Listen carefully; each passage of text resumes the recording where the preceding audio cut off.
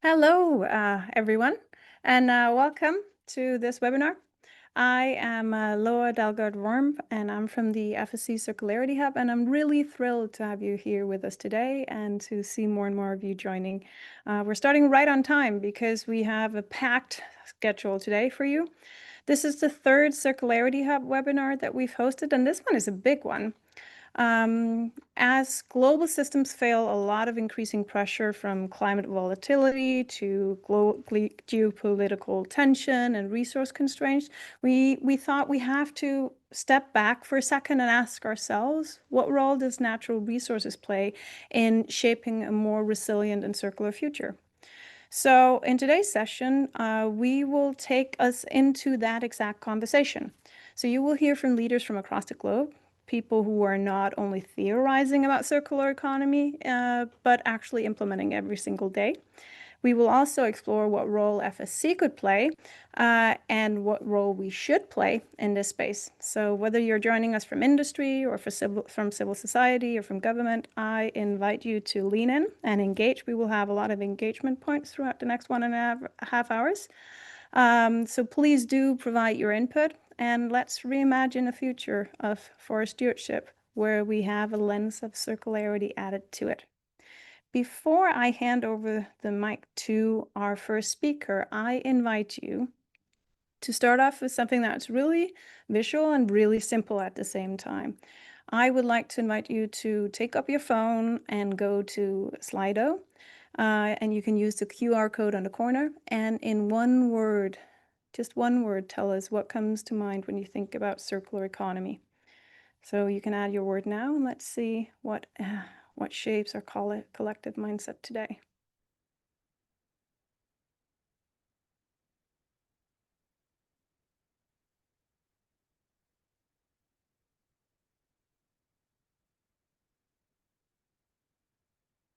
Okay. 3 people has so far joined, 6 now. Good. A lot of reuse. That will be interesting in the conversation, but also on regenerative and nature and necessity. Okay, we have a lot more actually filling in, so I'll just leave you to fill in the last few ones. Reuse remains the big one, which I'm personally happy about, but you'll see why later, because it's one of the topics that actually takes up a lot of our minds at the moment.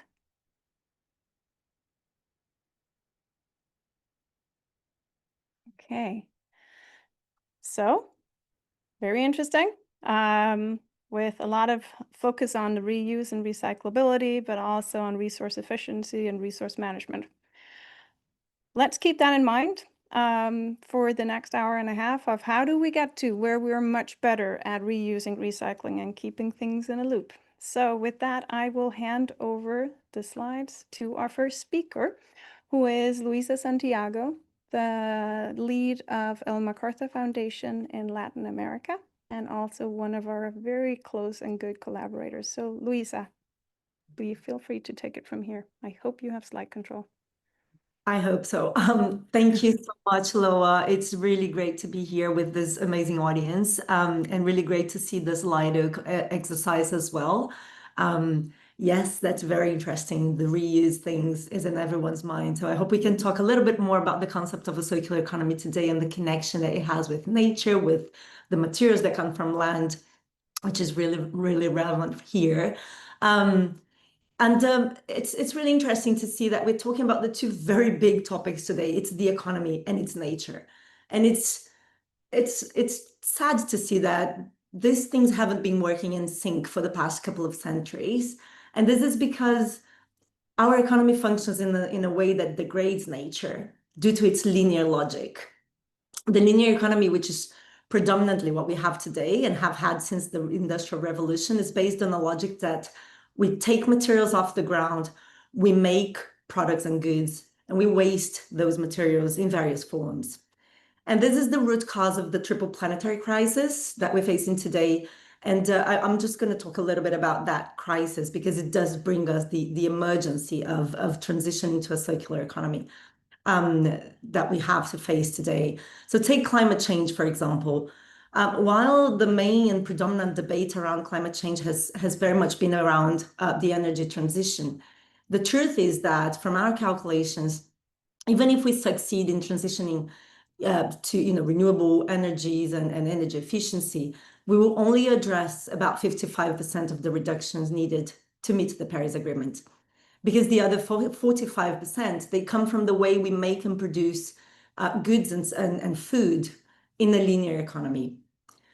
So it's also true for biodiversity loss, because linearity is in the root cause of 90% or more than 90% of biodiversity loss, because it is related to extractive polluting ways that we're using natural resources in the linear economy. And this needs to change. Most of the, I think you can see my slides changing, right? So a big part of that impact on biodiversity comes from the way we use land, and we change the use of land for agriculture and forestry activities, which are activities that account for a big part of the global GDP, half of the global GDP, dependent on nature. So how can we, how on earth can we still work in our economy in a way that is not in sync with nature if so much of our economic activity depends on it? Paradoxically, these are the sectors that, depending on that thriving ecosystem, to really create the resilience in those activities that are needed. But those activities, they are also the ones that hold the biggest potential to revert that trend, not only fighting the climate change and biodiversity loss crisis, but also creating more resilient supply chains and increasing, as I said, economic resilience and global value chains. And this change will come from an approach based on the circular economy. The circular economy is an idea that makes a lot of sense as a new lens through which we can create long-term regenerative value in the economy. And it's based on 3 principles, all of them driven by design, which means we design the economy, we design products, services, systems with those 3 principles as the new lens to for value creation. The first is about eliminating waste and pollution.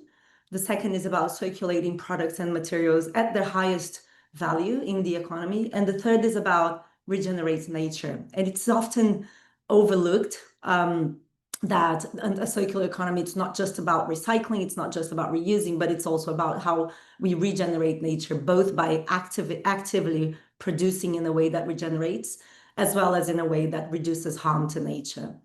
Those are quite important things to look at in a circular economy. And we look at, I mean, many of you may be familiar with this butterfly diagram. We look at materials in the circular economy flowing in cycles. The left-hand side, or the green side of the butterfly diagram, is the biological cycle, where we consume bio-based molecules like food, cosmetics, pharmaceuticals, all of which are consumed quite quickly and biodegrade. But there's also the technical cycle, which is the blue side, where products and materials circulate for multiple cycles of use. In this cycle, often people confuse thinking that finite materials are the ones circulating in this side, but actually bio-based materials can also circulate for longer multiple cycles and in the technical cycle, whereas in the bio cycle, only bio-based materials can circulate. So for the purpose of this conversation, let's focus on the bio-based materials, because that's what matters here for the FSC network. So effectively making a circular economy works requires both upstream and downstream approaches. The design element here is quite key. And upstream means everything that happens before the product reaches the market. So for example, the methods for producing the materials, the material selection, the products and packaging design, the way, or the manufacturing methods, what we do with the intended use of those materials and products. Those are all definitions that needs to be taken at the design stage. And they're highly important, because you can't unscramble an omelette, right? If you design something that is degrading by nature, it won't be regenerative if you think of that once it reaches the market. And the downstream approach involves what are the innovations that a product that happens to a product after they are in use in the market and they need to circulate in the economy. So for example, circular business models of reuse, repair, remanufacturing, secondary uses in cascading and recycling or upcycling. We have been exploring a lot those ideas as the Ellen MacArthur Foundation for a while, and we've talked a lot about what role businesses have to play to give the first steps and to voluntarily adopt those strategies. And I'll bring two examples to you today. Again, focused on the bio-based materials, but of different uses of those bio-based materials to make it quite concrete. So let's start with food. By rethinking the products that that we put in our and the ingredients that we put in our products, we can definitely create changes in the landscapes where they are produced. And we worked with food brands for a couple of years to implement circular design strategies that positively impact the landscapes where those ingredients are sourced. So we really saw, while working with these companies, that you can shift by choosing the ingredients in a way that applies the circular economy thinking. So moving the landscapes from very monotonous monocultures to very diverse and thriving ecosystems. And we also worked with retailers to place those products in the market with the right marketing strategies to start normalizing the offer of circular designed products to customers. And I like to see that picture because it really shows, what is the change that we want to do by, instead of bending nature to produce food, by designing a food product so that nature can thrive. And this is the framework that we applied with these industries, and you can now see the products in the supermarket around the world, in North America, Europe, Latin America, and they are very proven to have positive impact on nature. This graphic is based on the metrics behind the whole product portfolio, which shows that, in fact, by applying circular design into those products, you can have a portfolio that has a much better impact on nature, meaning positive, reversing biodiversity laws, reversing or sequestering carbon than in the industry average. And why not looking at a different sector where we can actually see things flowing and circulating longer? Back in 2019, we started a project with the fashion industries and textile industries to really redesign products in a way that clothes can be used more, made to be made again, made from safe, recyclable or renewable inputs. We engaged 100 companies from 25 countries around the world to apply the thinking of a circular design into an iconic product like jeans, in the jeans redesign. And what we found and learned in this project is that the industry players engaged in this journey, they were able and they could redesign 100% of their company's portfolio with circular economy principles, 100% of the portfolio. That's really important. It's possible, and not only possible, but also can ensure the longevity of the industry. But this requires concerted efforts in industry, of course, to apply voluntarily the circular economy thinking, but in policy to make the economics work and scale, and in redesigning systems so that the circular economy can be the norm. And very importantly, now that I talked about policy, there is a clear momentum around circular economy policies around the world. This map shows over 75 national circular economy roadmaps are already being implemented or being developed. Some places around the world are already moving to the implementation, so no longer at roadmap level, but more in the implementation level.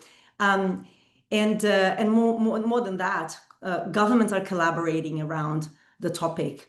So for example, here in my region, in Latin America, the Latin American Caribbean Circular Economy Coalition involves 18 countries out of the 34 countries in the region that are currently actively exchanging insights and learnings on circular economy policy development. In Africa, there's the African Circular Economy Alliance involving dozens of countries with the same logic. And this is very important. I mentioned those two regions because this is very important for this conversation, because in these areas, as well as other areas in the global south, are major producers of bio-based materials that circulate around the global value chains in various industries.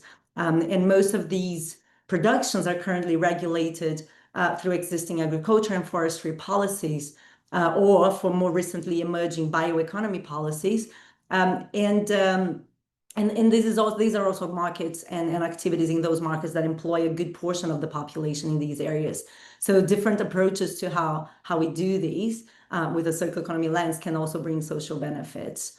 But currently, what we're seeing now, and we are starting to deep dive into this topic, is that there's a lack of policy integration in circular economy policies and in those policies that regulate bio-based materials. So we do see now that the circular economy policies are primarily focused on the finite materials, the manufacturing sectors, not really focusing on the bio-based materials and the off-taking sectors. And whereas the agriculture and forestry and bioeconomy policies, they often lack connections to circularity concepts. So they're kind of, emerging and evolving in parallel, and not converging. When those policies, the bioeconomy, agriculture, forestry policies, they look at some aspect of circularity, it's basically about sustainable production or maybe about substitutions of materials, but that's limited.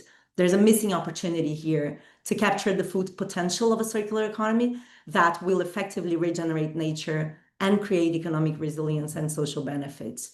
And we're very much interested about this in the foundation, because we are starting to work on a piece that will inform policymakers to really start closing that gap, and really understand and capture the full potential that those bio-based materials can play in sequestering carbon and enhancing biodiversity, if integrated circular economy strategies, roadmaps, policies with the policies regulating those materials. And moreover, not only they can sequester carbon and enhance biodiversity, but can also reduce pressure on land if circulation strategies are put in place. And land, as we know, is a finite resource, so we really need to make good use of that. And of course, increasing supply resilience, because as I said, those sectors, they really rely on thriving ecosystems to produce. So we're now working on this research piece, as I said, to inform policymakers, and the paper will be launched in the next few months. And the idea is that those bio-based materials, they are part of a circular economy where they're used, produced, and managed in a way that regenerates nature at the land or farm level, or the way they are produced and how they go back to the soil. They substitute linear problematic materials where there's an enormous innovation frontier to be explored. And they circulate in circular business models for those materials that, of course, that are not consumables in short cycles, but that they can be circulating for longer, which means they can reduce the pressure on land, as I said, but also generate much more value over the same materials.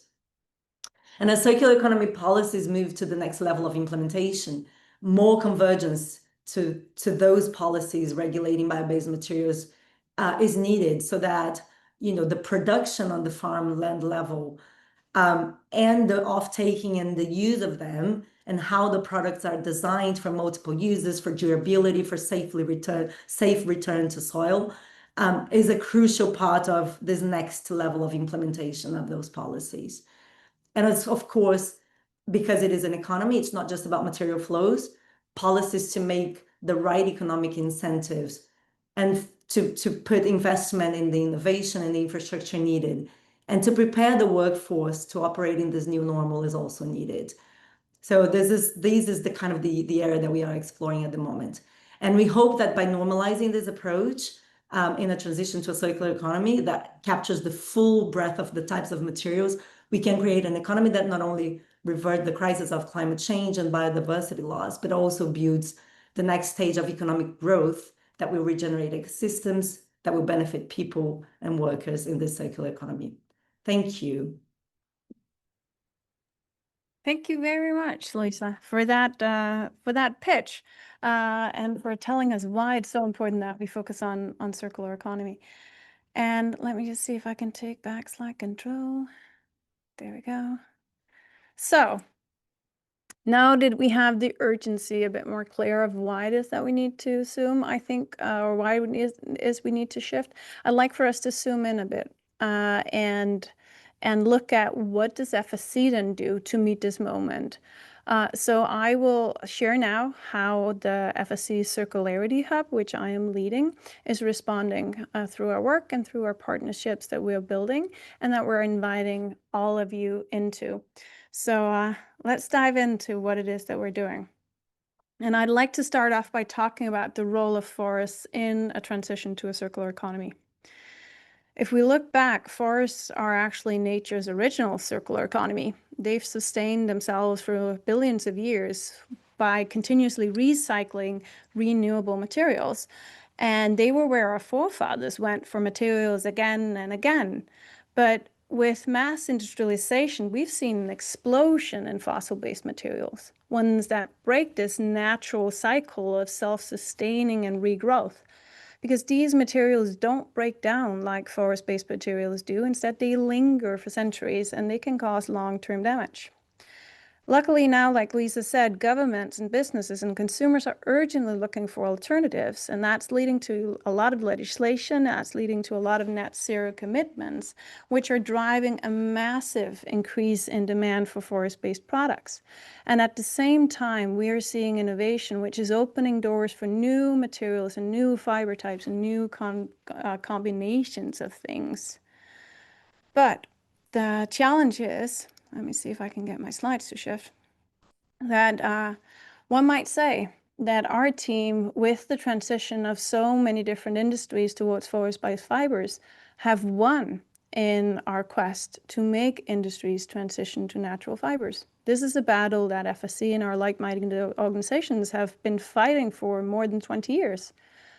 But there's a challenge connected to that. We cannot meet the projected growing demand by managing forests sustainably alone. Right now, our consumption patterns follows this take, make, waste model. And what that does is that we're using up resources much faster than nature can regenerate them. And we need to solve this challenge. We need to get to a point where we can ensure that forests both remain a sustainable resource while we keep them thriving ecosystems and keep them a thriving business for forest owners. So we need to get on a path towards more balance. FSC's mission has always been to ensure that the world's forests are managed in a way that's environmentally, socially, and economically responsible. And that still holds true. It's still the same mission. So we at FSC envision a future where forest-based economies are not just regenerative in nature, but where they're also built on circularity, where materials are used, reused, and recycled instead of wasted.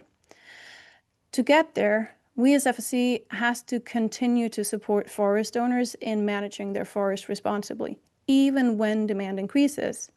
But we also have a major opportunity to help maximize the use of forest products and fibers, which are already in circulation, to make them stay inside the loop for longer and at a higher level of quality. This is not new to us as FSC. More than 15 years ago, we pioneered circularity by launching the FSC Recycle label for paper products as the only ones in our sphere to do so. But we can do so much more as FSC. By strengthening our solutions for circular practices, we can help companies reach net zero. We can reduce pressure on ecosystems. We can support forest owners while we do so, and we can build stronger and more resilient forest-based economies.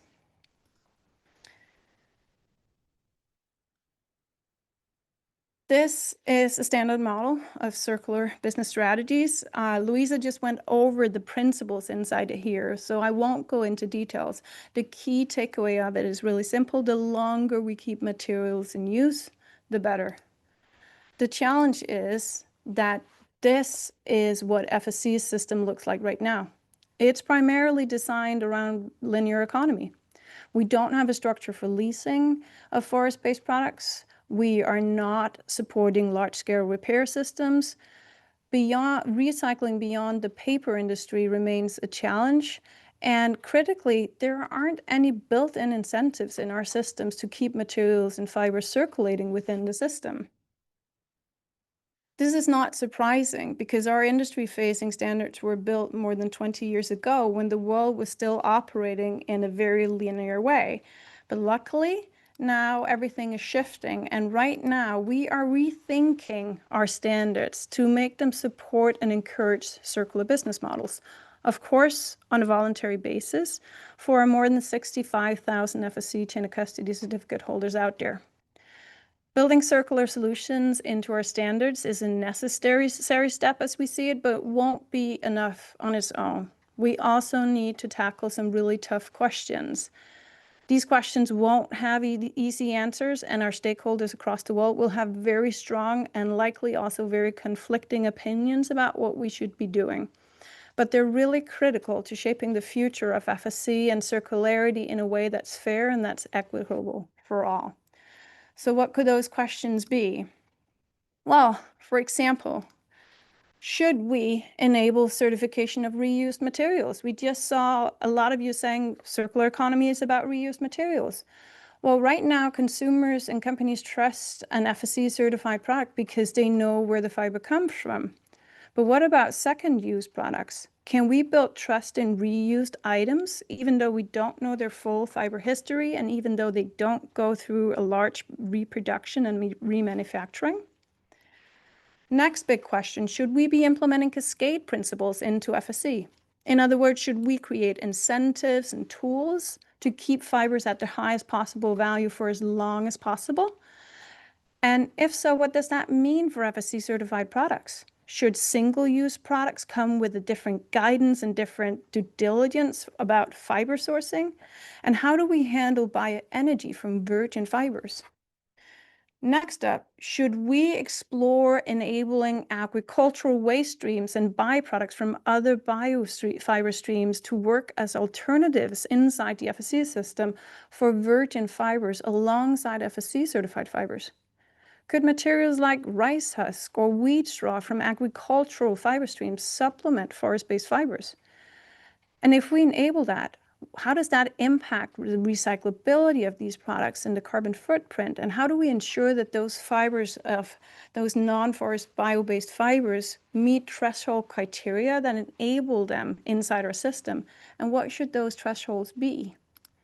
And finally, should we create a financial incentive system that rewards forest owners every time fibers from their forest are reused or recycled? This would shift us to not only recognize forest value at the time of harvest, but instead recognizing the ongoing value of sustainable forestry throughout the entire life cycle of the materials that they provide. We could finance this by having companies who use these recycled fibers pay for access to data, making them able to benefit from better ESG data, while reinforcing the value of responsible forestry. But how would we make such a system work in an everyday life of companies worldwide? And which data point would be valuable enough for companies to pay for access to them in the second or third or fourth use cycles? These are some of the big questions that me and my team are trying to solve. We don't have all of the answers yet, but we do have a lot of ideas and we're working on detailed solutions because we think that only by addressing them, we can create a circular system that works for forests, for businesses, and essentially for the future.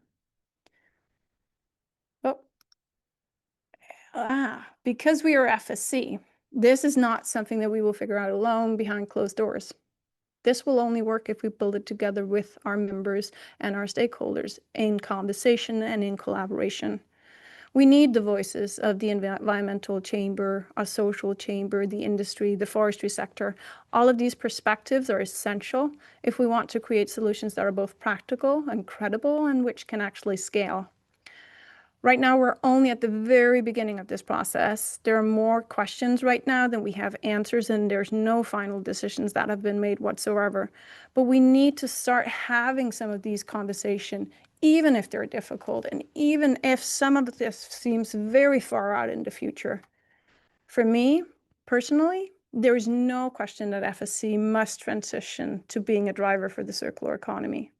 And I can very easily see a future where we as FSC have created incentives for companies around the globe to use fibers at their highest possible economically and environmental value for products which are designed for longevities.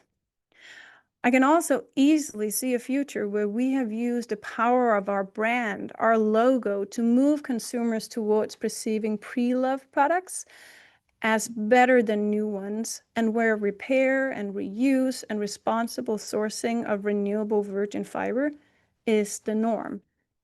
I can also easily imagine a world where we figured out not only how to let data travel with raw materials over more than one use cycle, but where we also cracked the nut on how do we ensure that forest owners and communities are financially compensated every time a product moves through a new use cycle.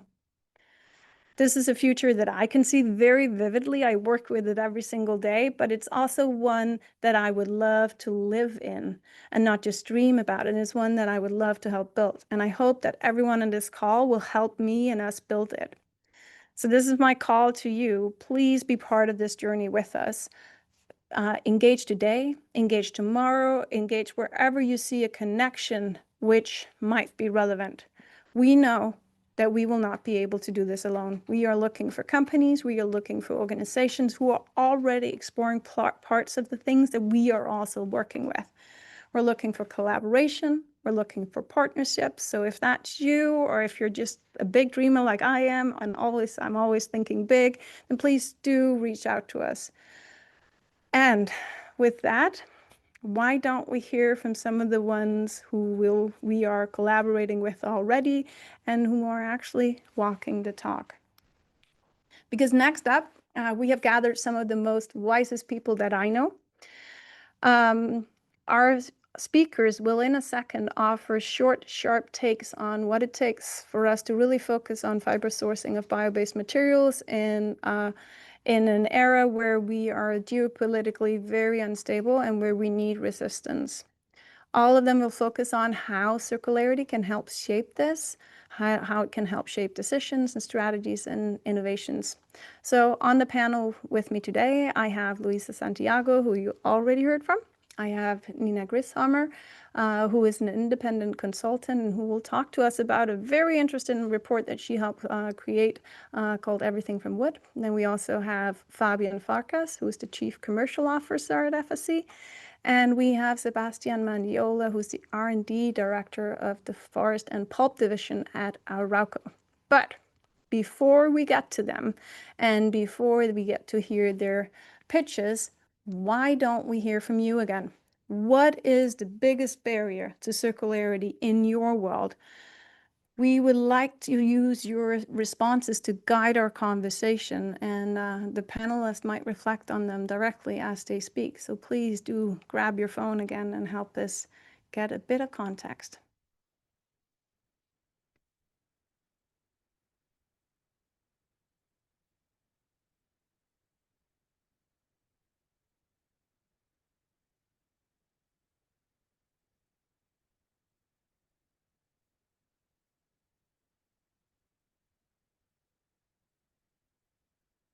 Okay, we have two runner-ups of lack of policies and oh, regulations just shifted. We have a few more also still filling in. Let's see before we shift. Okay. So it seems that the winner is difficulty in redesigning supply chains and sourcing models, combined with the cultural mindsets and resistance to change, both two obstacles that are not new to us. So while the last ones just fill in, why don't we hand over the word to our first panelist to give us her pitch? So Nina, can I hand over the word to you? Thank you, Lola, and good afternoon, everybody. I would like to dive a bit into the focus of wood, and thanks, Luisa, for giving a good overview already. My name is Nina Grieshammer. I'm a member of the Environmental Chamber of FSC for several years, and as Lola mentioned, I'm an independent consultant for environmental NGOs. In this role, some years ago, I coordinated a joint study of WWF Germany and the University of Kassel. Give me a second because my screen. I coordinated a joint study of WWF Germany and the University of Kassel It's called Everything from Wood, the Resource of the Future or the Next Crisis. It focuses on the bioeconomy transition. And this study reviews the global consumption trends and the global wood availability. I want to give you some very brief key findings of the study, and I just started. Wood is a fascinating material. It's renewable and it's really widely applicable. We use it for houses, for furniture, for packaging, also for energy, for heating and cooking. And today it shows up in places where we never expected it, like in textiles and biochemicals and plastics. But the crucial question is how much wood consumption is truly sustainable? Wood use is directly linked to the state of the forest, to their resilience, and also to the impact of climate change, with stress factors like drought, too much heat, or even more extreme forest fires or beetles. Let's first take a look at the global consumption. We call it in our study footprints. The biggest wood consuming sectors are paper and packaging, the construction sectors, furniture, and burning of wood for energy. I give you two examples. Since the 1960s, global production of wood-based material, especially for construction and furniture, has increased almost 15-fold. Paper and packaging may double consumption by 2050. Only these two examples, and we have seen it in the slides of Louisa, show that there's a clear trend. Markets for wood are growing across all sectors. So we did an extensive calculation using a Miro method based on the EXO-based database. This is really scientifically, that's why we work together with the University of Kassel. And the results showed that in the year 2020, global consumption was between 4.3 and 5 billion cubic meters. If we now look at the supply side, the forests, nearly half of the global forest area is available for wood supply. Depending on the harvest intensity, which could be between 50 or 80% of forest growth, the global supply would be between 3 and 4.2 billion cubic meters. That's we call a benchmark. And the figures of the supply and the consumption really show a big gap because global wood consumption is at 4.3 to 5 billion cubic meters per year. And this already exceeds the amount that can be sustainably harvested, which we calculated between 3 and 4.2 billion cubic meters. So we're really facing a problem because if we take biodiversity and climate goals really seriously, we can only harvest 3 billion cubic meters. But if consumption still raises and continues to be unchecked, global consumption trends could say consumption could reach up to 6 to 7 billion cubic meters by mid-century, which is more than double what we can harvest sustainably. This says, again, forests are under growing pressure from land use change, from wildfires, from climate change, from bark beetles, but also from consumption and the use of wood. We are facing a dangerous gap. On one side, sharply rising demand, and on the other side, decreasing availability. Just today, I got a news article in Germany that we are running out of round wood for the saw industry due to the latest bark beetle calamities the last years. So it's not only about forest, but it's also about the industry. So to explore ways if wood supply could be increased, we run several what-if scenarios in our study. And these future considerations, like increasing the area of plantation or more afforestation, showed that there's a limited potential to significantly expand global supply capacities. And these expansion capacities are far from being sufficient to meet global growing demand. And that brings me to the central finding of our study. Wood is renewable, but it is not unlimited available. Without reducing consumption, without the remaining forest cannot preserved, nor can the supply gap be closed. So, what can be done? The answer is very clear. We must use less virgin wood. We need to cut wasteful use in both production and consumption, and decide carefully where wood adds the most value for what purposes it should be used. Burning freshly harvested wood, for example, is one of the least options. If we want to preserve forests, if we want them to contribute to climate protection, and if we want to use wood, it is no longer enough to harvest sustainably. In other words, the use and the consumption of wood must become just as sustainable as the management of forest, and that includes the FSC system. I would say we need to face certain facts if we want the bioeconomic transformation to succeed, and these are four to 5 points in my point of view. Firstly, timber directly harvested from forest is a limited and precious resource. Wood is only one service forests deliver alongside many other vital ecosystem services. Extending the lifespan of wood is essential. Through cascading use and circular systems, wood should be reused multiple times and only burned at the very end of its life cycle. Subsidies should help building cascading and circular wood systems and the necessary infrastructure. I give you an example. In Germany, where I'm based, 80% of the waste wood from households are directly burned. Even so, 90% or almost 90% could be reused and recycled. So there we have a really big gap in the structure and in the infrastructures. And the last point, we must start a dialogue about what we want to use wood for. So we need a prioritization as society, and we must set clear priorities. I want to close with a key message. The use of wood can be part of the transition, but only if we respect ecological and social boundaries, take equity into account, and stop overconsumption and waste. We have to close material cycles and create the right political framework. Only then wood will remain a sustainable material for the future, and rather than becoming yet another driver of ecological and climate crisis, or even cause a cause of raw material shortages. Thank you very much. And I hand over again to Laura. Yes. Thank you, Nina.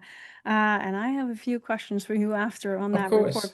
But before we get there, I would like to invite Fabian Farkas from FSC to take the word and give his speech. Great. Thank you very much, Laura, and thank you all on the panel very much. Looking forward to the conversation based on all our pitches. So my name is Fabian Farkas. I'm the Chief Commercial Officer at FSC International and part of the executive leadership team, and as such also one of the early sponsors of the FSC Circularity Hub that's hosting this webinar. What I want to pick up on is based on what Louisa said in one of her slides, talking about forestry and agriculture as key drivers for risks to the system, but also for resilience. And I want to pick up on the forestry part, of course, coming from the Forest Stewardship Council, and talk a bit about forests as the backbone of ecosystem and economic resilience, and how circular economy and our own role comes in there. So most of you probably already know forests are very important and critical line of defense in our many faced planetary crisis. They host 80% of terrestrial biodiversity, support over 2 billion people, including many of the world's most vulnerable communities. They regulate climate, protect water cycles, and provide renewable materials. All this in a crisis that includes climate change and biodiversity loss, but also resource scarcity driven by overconsumption. However, and as you know, forests are increasingly vulnerable to degradation, land use change, and climate impacts in a world where we are already exceeding planetary boundaries that define a safe operating space for humanity. Next to the environmental impact, though, forest loss and degradation also increase risks to global supply chains, reduce resource availability, and expose businesses to regulatory and reputational risks. Add to that today's geopolitical reality, which is marked by instability, misinformation, and disrupted supply chains, and resilience is no longer a choice, but a necessity. This is where FSC comes in, and sustainable forest management and certification come in as essential tools to mitigate forest risks and build long-term resilience. Scaling sustainable forest management in and of itself is critical to secure both ecosystem health and economic stability, and is at the core of our global strategy. However, and this is where Nina's pitch comes in, we have to rethink how we use the world's resources to ensure both ecological and economic systems can withstand future shocks. As we hear, global demand for wood could quadruple by 2050, putting unsustainable pressure on forests and risking even more degradation. Yet, only 7% of global material flows are circular, while material extraction continues to rise. Income circularity, one of the key ways to reduce pressure on ecosystems by keeping materials in use longer and minimizing virgin resource extraction. Strategies around circular economy are essential to decouple the economic growth from resource consumption and environmental degradation. And it's also important to strengthen economic resilience by reducing dependence on volatile global markets and by improving supply chain stability.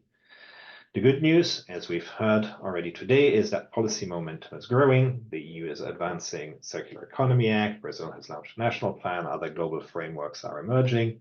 And at the same time, we also see that in the business world, attention is shifting from like ESG strategies in general to risk mitigation and supply chain resilience in particular. So these developments signal a shift toward a new economic model, one that prioritizes regeneration, efficiency, and resilience. What's our role in that? At FSC, we are determined to think ahead. We created the Circularity Hub 2 years ago already, or more than 2 years ago, as a future-focused innovation platform to work on some of tomorrow's solutions already today. The hub, as you've heard from Loa, acts as a dedicated accelerator that turns circular ambitions into action. It scales up existing solutions on the one hand within FSC, but also explores new approaches beyond traditional certification, working with partners across industries. Many of those approaches you can hear about also today.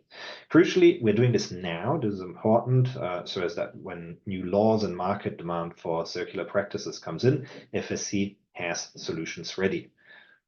As anyone who works with FSC knows, developing robust systems takes time, so we cannot wait and need to invest in innovation today.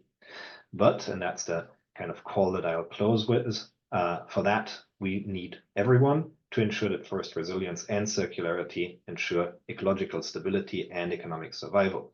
So FSC invites everyone to act, but not just by sourcing FSC certified materials and expanding certification across supply chains, but also by co-creating circular solutions. After all, the choices that we make today will shape the forests, economies, and societies of tomorrow. So we want to choose resilience and we want to choose circularity. With that, back over to you, Laura. Thank you, Fabian. I'm glad you want to choose circularity too.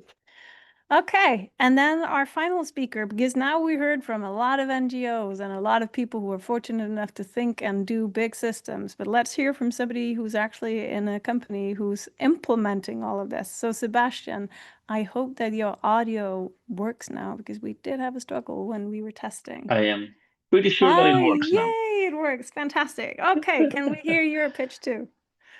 Excellent. Yes. Well, first of all, thank you very much for inviting me.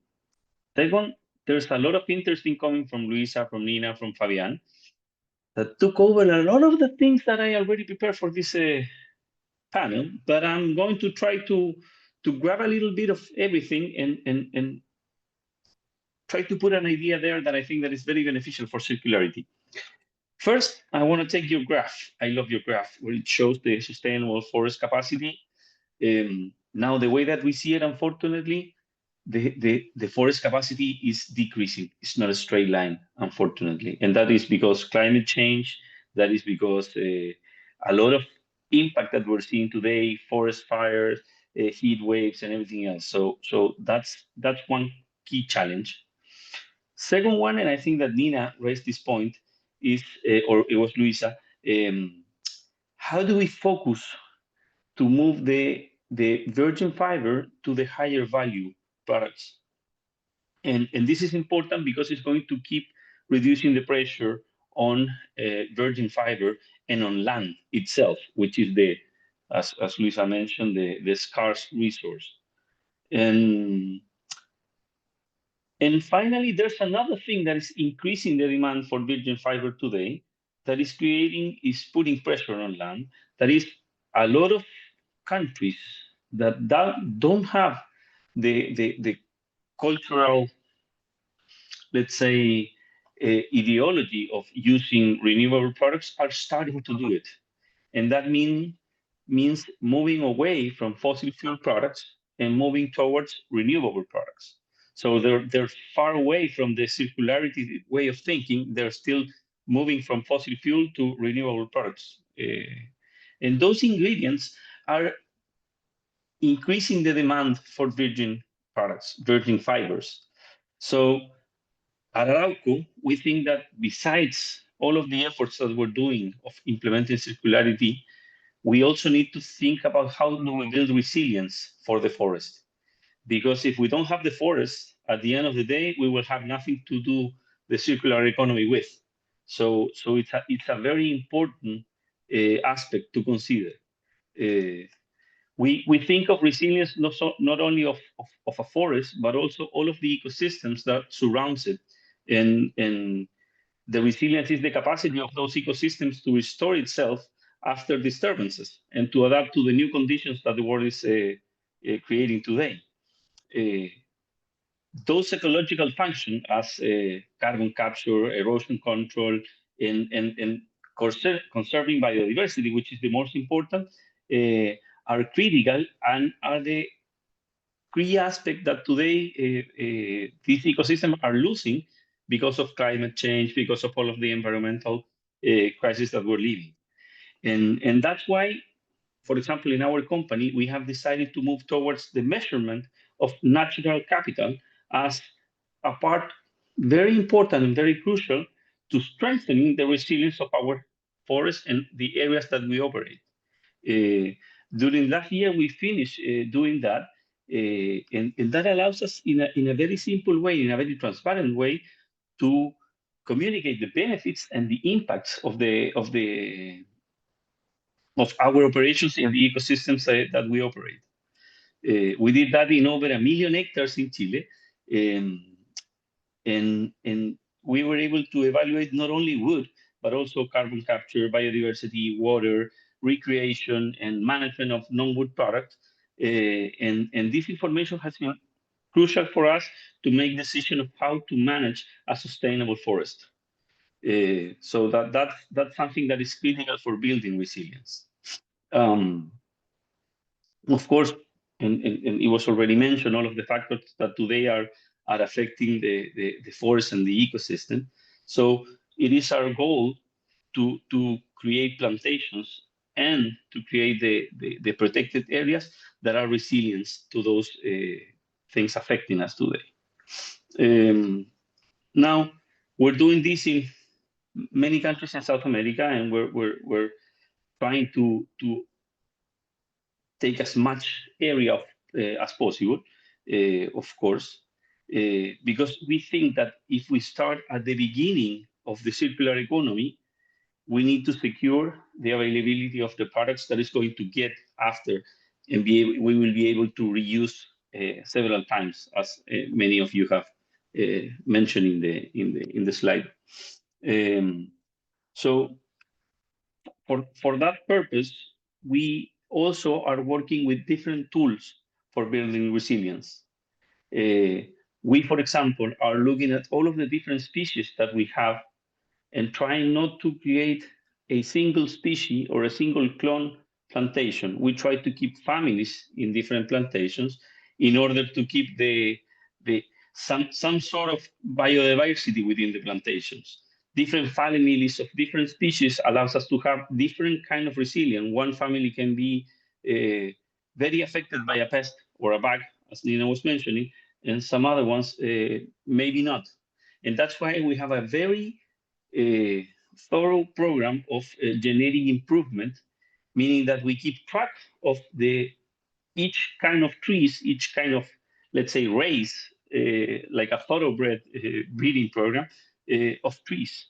That allows us to select which ones are the families that are most suited for fighting climate change and being resilient, not only as a forest, but also to create the most amount of fiber, virgin fibers, that we will be able to put into the market later on.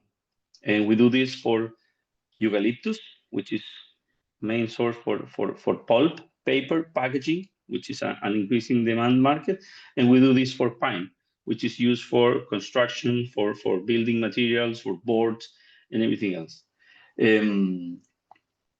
Now, there's a link between the productivity and the resilience, and we need to make sure in companies like us that we don't focus only on one. We don't need to focus only on productivity and destroying the sustainability of our forests. We need to focus not only on resilience and not to focus on the productivity, because then we will have scarcity of virgin fibers. So we need to take care of both. We need to look at both at the same time and making sure that we're making the right decisions for the future. Finally, I'm trying to take my time as much as possible, but I would say that the main strategies that we're using for building resilience is the diversification of the species that we're using in the different areas that we're working: Brazil, Argentina, Uruguay, Chile. We're working very hard in the ecological restoration. Arauco has restored already more than 17,000 hectares with native forests in Chile, Brazil, and Argentina. And we have a goal to achieve more than 25,000 hectares in those three countries in the next years. We are going to keep monitoring and researching from the ecosystems that we're in order to make sure that we're making the right decisions. We have incorporated technologies like hyperspectral sensors, satellite monitoring, and that allows us to obtain a lot of high resolution data on biodiversity, on forest health, on water stress.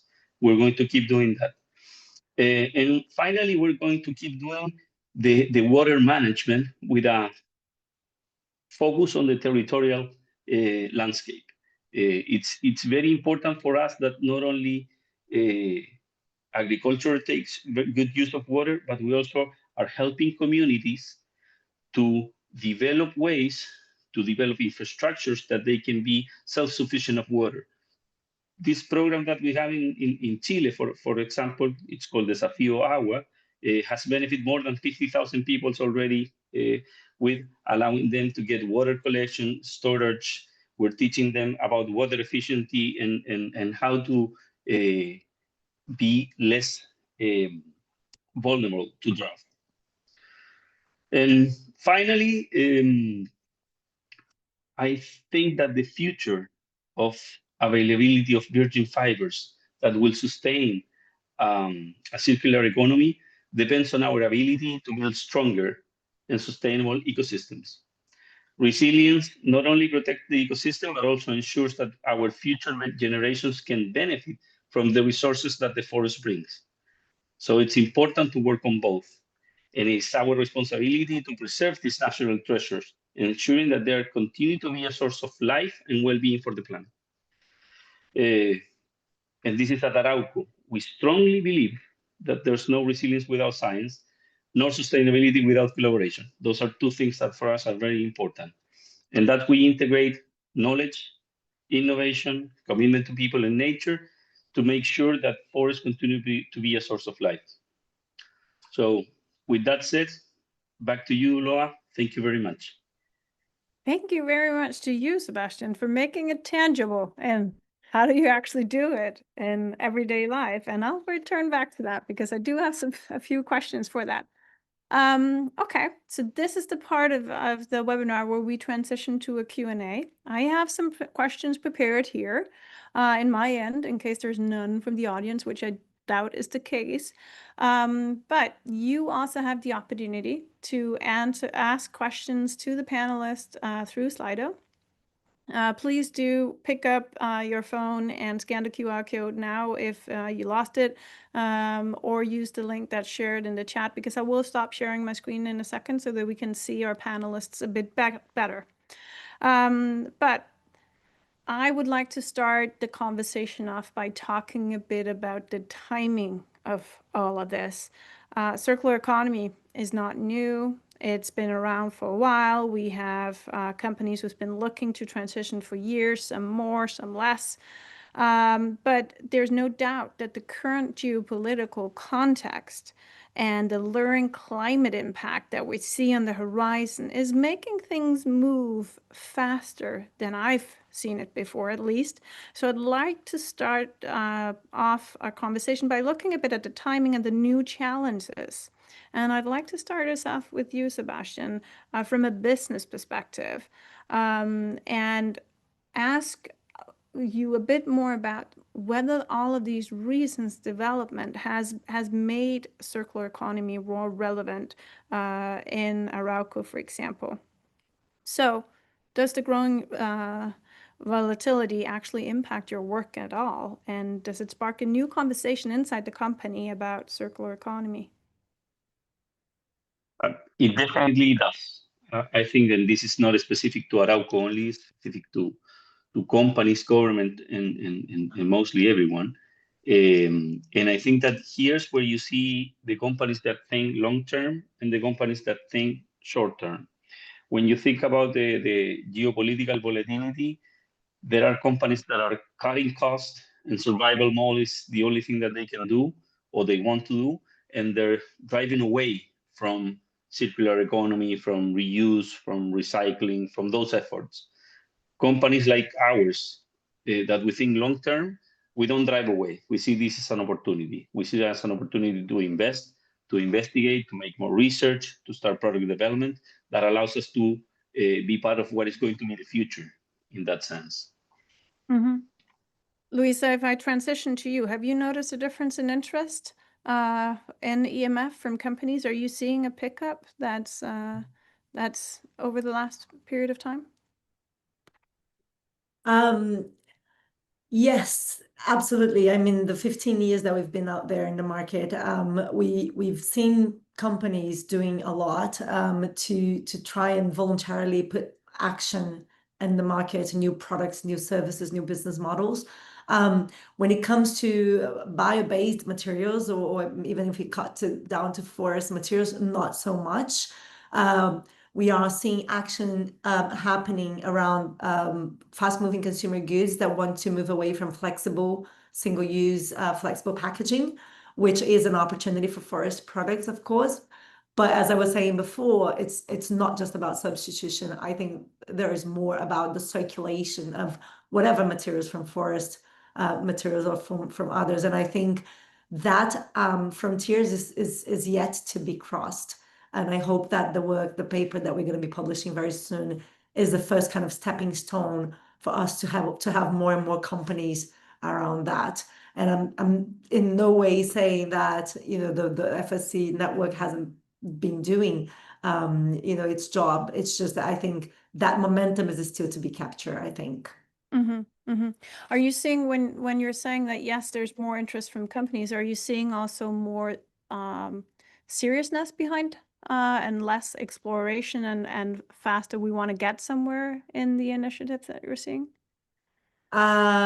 Yes, I think, with that much policy being developed, it's clearly the rules are clearly changing. So definitely more seriousness. I think there's still, as Sebastian was saying, the companies that drive away, the companies that see as an opportunity. So I wouldn't remove anything from what Sebastian just said. It's so clear to see that. What I think is interesting in the circular economy space is that we always want to see the business case behind it. So it's more agnostic to, the people, the morale of people. It's more about the business case happen, which many times is about the quick wins that the companies see themselves, but also many times is about the policy environment that will enable more scaled action and value to be, the normal rather than the exception. So it's a mix of yes and no to your question, but definitely with moving policy together with business action is the sweet spot for, I think, the actual implementation of circular economy practices. Mm-hmm. What about you, Fabian? You and your team work a lot with companies across the globe, many of the global key accounts under FSC as well. Are you seeing a shift in interest, and how does that impact the way that you work and engage and what we focus on?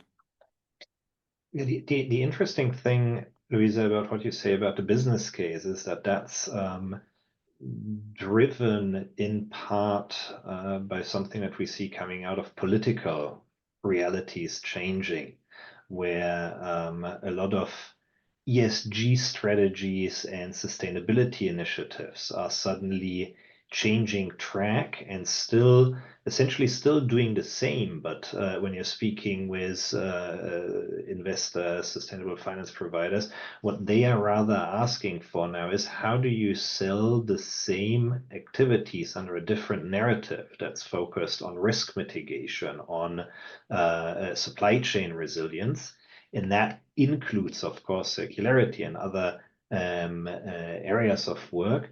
But is very much focused on the what does it bring as a return, right? And so in that sense, it doesn't become circularity is the big topic or sustainability is the big topic, but what makes the most business sense and what's the business case for resilience? And then naturally and automatically, circularity does come up more and more frequently, especially with like some of the legislative changes that are not as fast as some would want to see it. So again, back to you, Luisa, like where we see the most interest is always when there is some kind of major legislative changes that impact also the voluntary certification schemes to a certain extent. But we do see that shift generally, and that means that also in FSC, we of course see more interest in like aspects of the Circularity Hub, in aspects of sustainable forest management in general, and interest of like even investors in terms of how can we adjust to these changing narratives and changing realities. Mm-hmm. I'd actually like to bring in a question from the audience. It's perhaps to you, Nina and Luisa, because the question is, how can new insights help a more positive analysis of circularity opportunities and get shared more easily? Because if we have old estimates of how many times a wood fiber can be recycled, that perhaps inhibits investment in innovation. So is there, how can we get to a point where we actually share more easily what can be done? And do you also think that some of the past research could inhibit innovation into new things?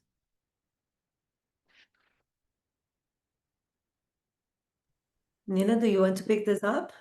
I want to give you the voice as well. You know, I don't think that there are studies to prohibit. I think it's really, for me, it's the other way around. I think the situation is absurd because we have subsidies for burning, for example, for big mills, but we do not have subsidies or infrastructure for going versus recycling and cascading use.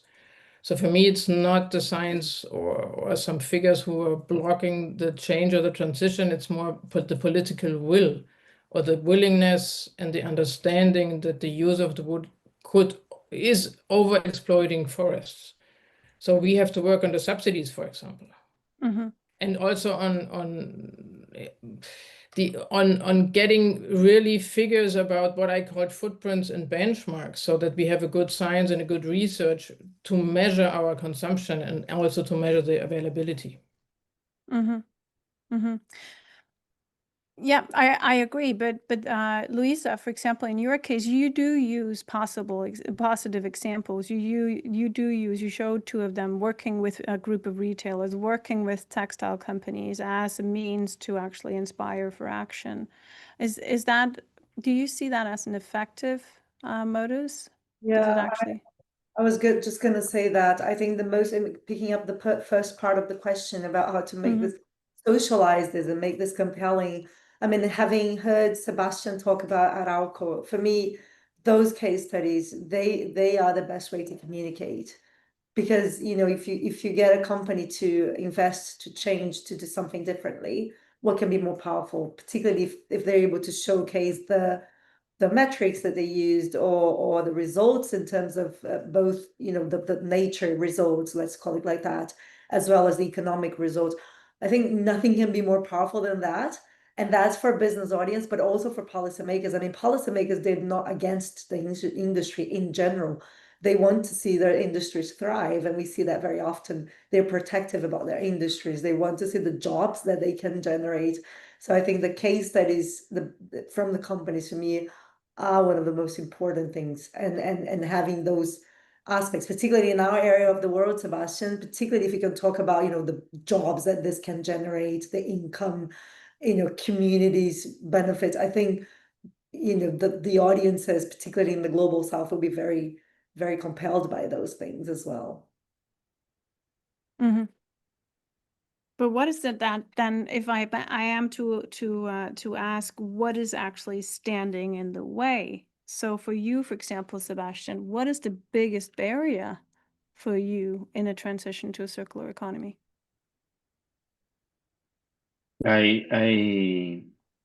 When I think about that question, the first thing that comes to my mind is a book that I read a long time ago that I really like, that is called Thinking, Fast and Slow, from Daniel Kahneman. I don't know if anybody read it, but incentives is what drives behavior at the end of the day. And incentives can be created by governments, it can be created by a market, can be created by different statements of the society. I think that today, and Nina mentioned this a little bit through subsidies, we are not aligning the incentives in the correct way, and we need to sit down all together to figure out how are we going to do it. Not only NGOs for one side, governments on the others, and companies on the others, and universities and researchers on the others. We need to sit down all together, and we need to reach an agreement. How are we going to incentivize this? I think that that's the main thing that is blocking the way. I think that each one of us has a way of thinking of how we're going to get there. We all want to get to the same place.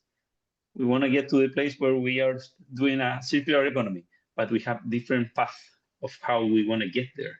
And we need to sit down together and agree on a way that we're going to go through the path together.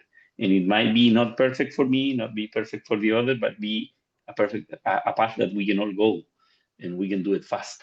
Because if we keep doing it, each one of us in its own way, it's going to take forever. That's my humble opinion. But sitting down, all of us together, having a conversation and agreeing also does not sound super fast for me. Nina, if I transition to you. Totally From your perspective, what is the biggest barrier right now? Is that lack of incentives too? It's honestly, I have a bunch of points, but lack of incentives, yes, but it's also, but I'm coming back to the mindset. We have to recognize and to agree that timber is limited. It's renewable, it's regrowing, but it's limited. And I think we are lying a little bit to ourselves and saying, yes, we replacing plastic, replacing concrete, replacing oil through timber and wood, and then everything is fine and everything is sustainable. But this is a big lie. So we have to work on that, also with society, but also within companies. There are really good examples of companies going forward with recycling, and also with secondhand stores of furniture, etc. That's going on. But we also have to think about it is limited and can't be used for everything. And I think another point is really to understand that circularity in its best way is a closed loop. It couldn't be fed all the time with fresh fiber. It has to be fed with waste wood, reclaimed wood, but we don't have to think circularity in an open loop where we feed in all the time fresh fiber. So these are the big points for now. So when you work with companies, when you work with NGOs, what is your best piece of advice that you give them when you want to flip that mindset of, well, it's renewable fiber, we can always really to understand there are limitations. If we don't accept the limitations we have, we are running into deforestation, we're running into more climate crisis, and we are running into a crisis of the resource of timber. What about you, Luisa? If you're working directly with companies in your pilots and you stumble upon these barriers, which are the ones we also saw people list as the biggest barriers, the cultural mindsets, the difficulty of shifting supply chains, what is then your best piece of advice to addressing these barriers? Very good question, and $1 million question. I mean, I really like what Sebastian said about putting everyone on the same table. Maybe if we can be very focused on getting maybe a retail system, get maybe the fashion industry, get value chain actors together, try to yes, pilot, but also very rapidly scale. I told about the Big Food Redesign Challenge that we ran. I told about the jeans redesign projects that we did.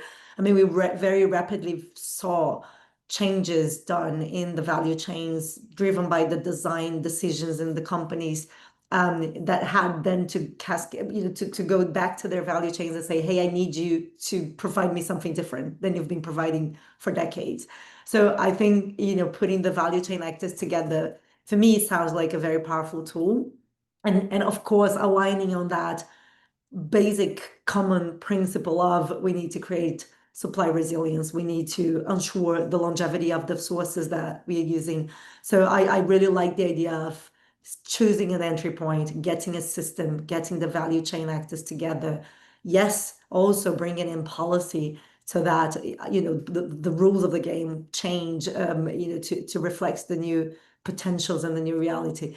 But yeah, maybe finding that entry point and putting the actors together would be my first bet for this challenge. Actually, one of the questions in the chat is that realistic in global supply chain? I'm paraphrasing over what's written in here, but is it realistic? And we can trace back it's required in a circular economy. In the question, it's an EU, non-EU supply chain. Is that realistic? Can we actually get to a point where we can actually trace back and have a proper circular economy and not just replace our own in Europe resource overconsumption in other areas of the world?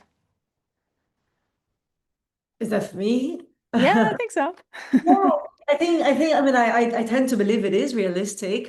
We didn't talk much about trade here. Trade is a very important element of this story, right?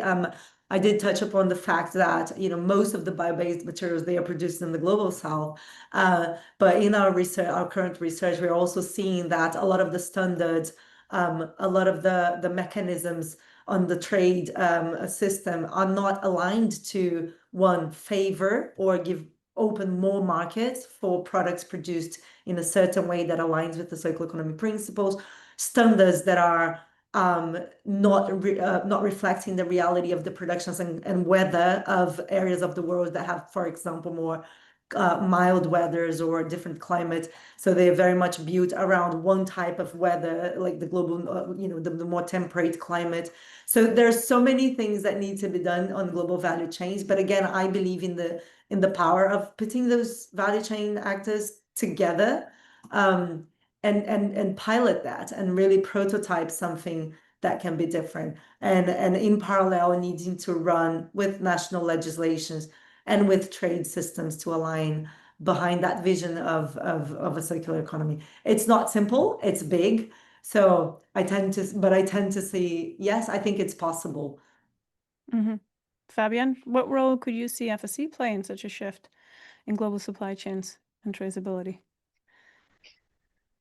I mean, FSC has been built as a platform, and that's kind of what we're hearing now as well, right? It's bringing together different voices, bringing together different viewpoints for dialogue and engagement.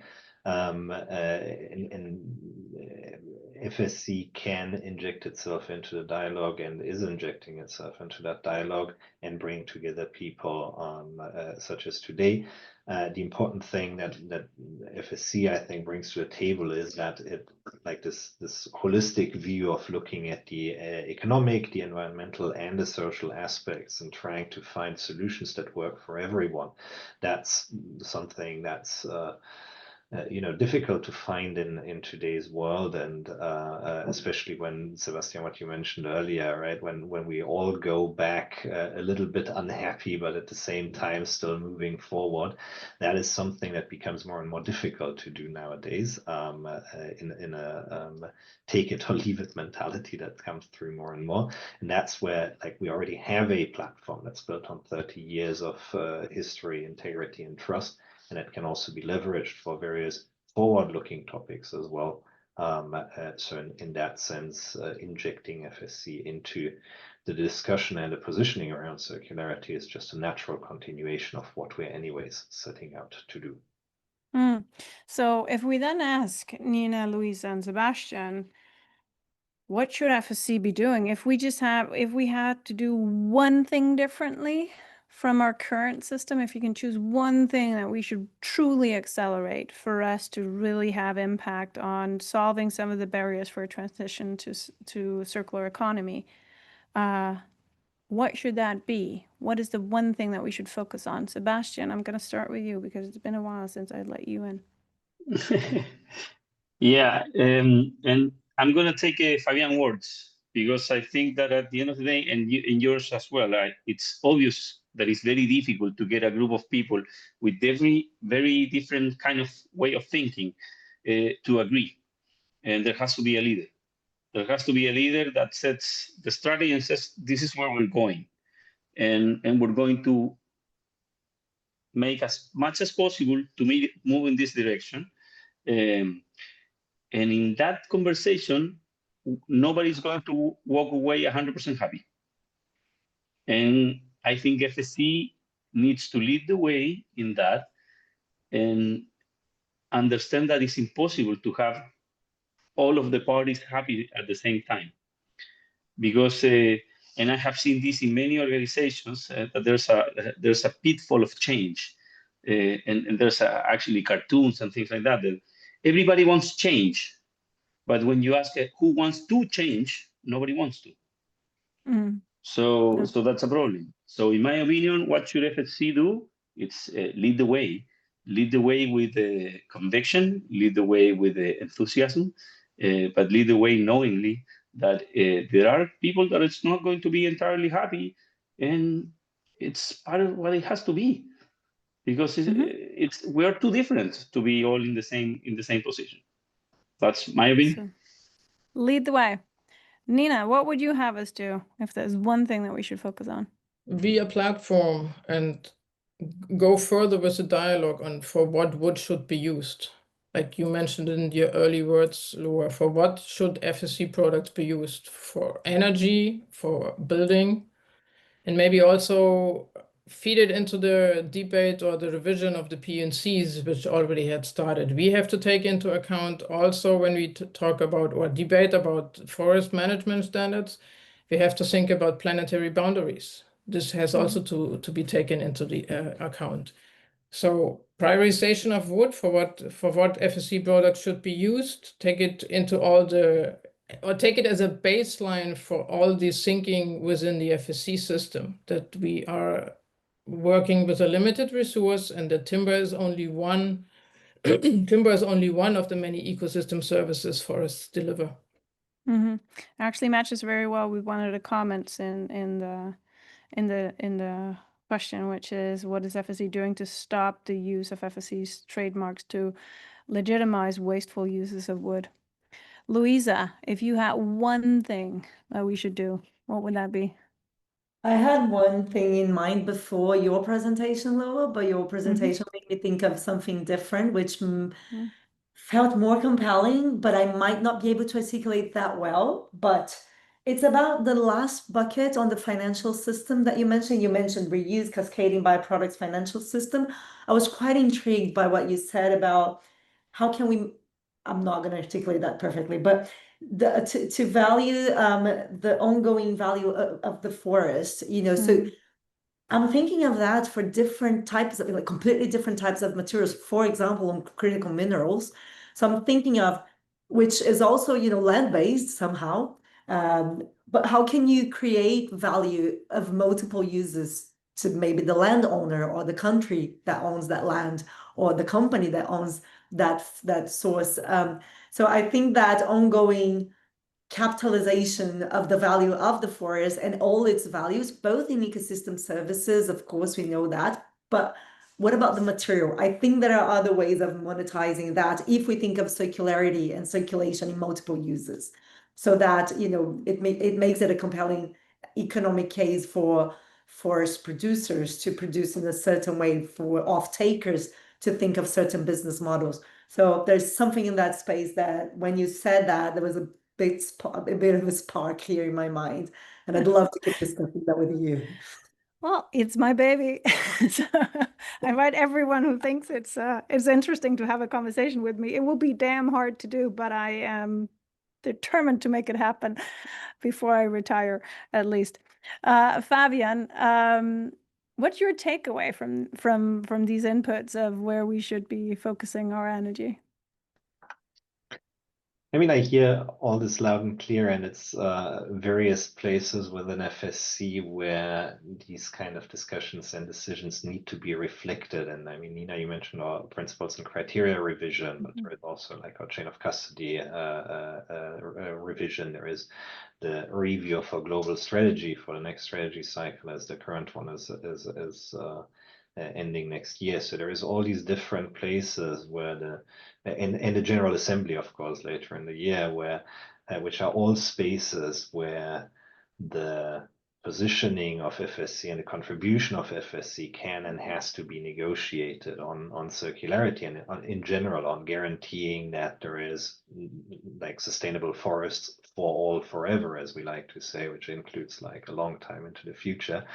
And in the meantime, of course, it's important to like create the space, the hub for dialogue, for innovation, and like really be that platform, which we're also trying to do through the Circularity Hub.